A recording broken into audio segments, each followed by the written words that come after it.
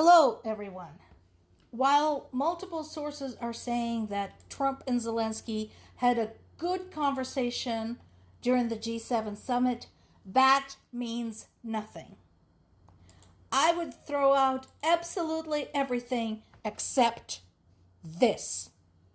Trump's statement that US has nothing to do with the war in Ukraine. He said, "We have nothing to do with that. It had no impact on us other than we sell weapons. We're thousands of miles away." Well, that reminds me a lot of the rhetoric we heard all over the United States before it became actively involved in World War II.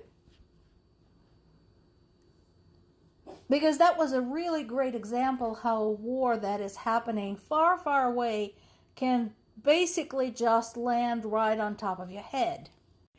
He's also forgetting a few other things. He's forgetting all the way in which the US relies on Ukrainian resources. Apparently, he didn't get the memo.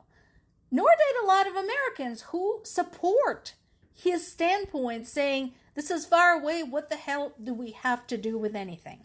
Well, let me remind you, the US depends on Ukraine for titanium, which is essential for the US aerospace, military aircraft, and defense equipment. Should be particularly important right now, considering the US still can't seem to close the deal with Iran. Lithium, green energy transition, electric vehicle batteries, energy storage, graphite and other minerals. Do I need to explain to you what graphite is for and why it is important? Also, Ukraine is a partner in countering China's dominance.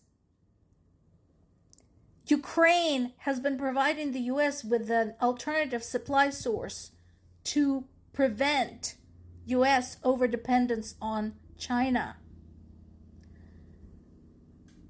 Also, inert gases, which are essential in the production of microchips. Right now, even despite the war, Ukraine supplies 40% of those. How far are you going to get, US, without those? Aluminum, pig iron, cast iron pipes. It's a very long list. And the last but not the least, Ukraine is one of the critical partners in global food security.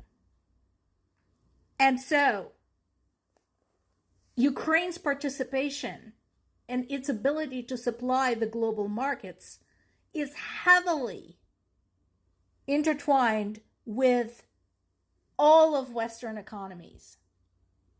But no, the US has nothing to do with it. Zelensky did his best to stay on point. Remember, this is happening on the heels of one of the worst attacks on one of the holiest places in all of Ukraine. One of the centers of Slavic Orthodox Christianity in Kyiv. But he tried to stay the course and summarize the meeting to the best of his ability. Basically putting an emphasis on the priorities like air defense missiles, license to produce them, winter support package, cranking pressure on Russia, and so on and so forth. So he basically did his best to avoid losing his shit. Which, again, he's not my favorite person, but in this case I respect his attempts to stay cool and not appear hysterical. And that is very difficult under the current condition. Finally, there's a good interview on NPR today talking with Sergei Rodchenko of Johns Hopkins University. Rodchenko is a historian. So basically discussing, can the deal be made at the G7 summit to end the war in Ukraine. Now, I doubt it, and I think he doubts it too. But he brought up some of the same points that I just brought up, talking about why it is important not to lose track of Ukraine. Why it is important to remember that it's not just someplace, somewhere far away. So he covers some of the stuff that I have been covering, talking about the impacts to Russian economy. And yes, Rodchenkov fully acknowledges that Putin is a stubborn son of a bitch who does not want to sacrifice his ego and surrender, basically walk out of Ukraine. But yes, it is true that Russian economy is suffering greatly, and that Ukraine basically deprived Russia of its ability to cash in on the crude oil windfall brought about by the war in Iran.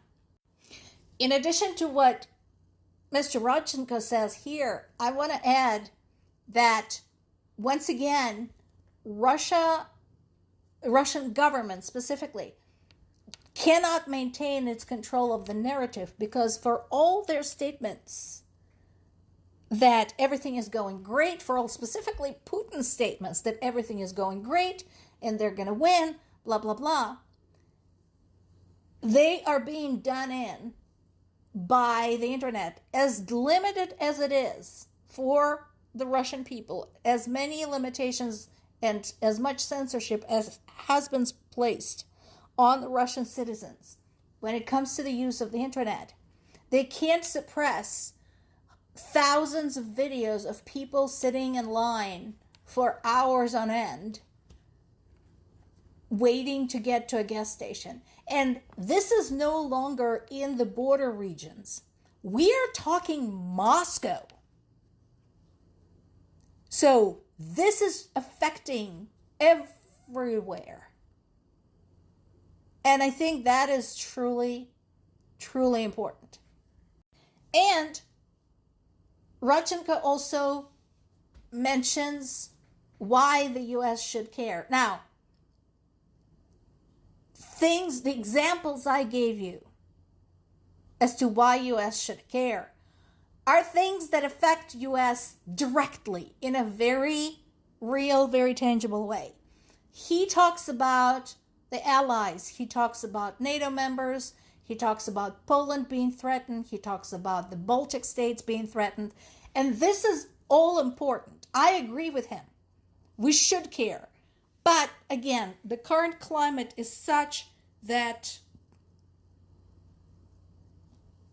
I think the U.S. needs to be reminded how this affects them directly, especially considering the skyrocketing gas prices and skyrocketing cost of living. To put it plainly, if Ukraine loses this war, if Russia is victorious, it's going to get worse. You think it's bad now? It's going to get worse. So I suggest pop over as usual. This is available both in text format and as an audio file. So definitely give it a look, give it a listen. More to come.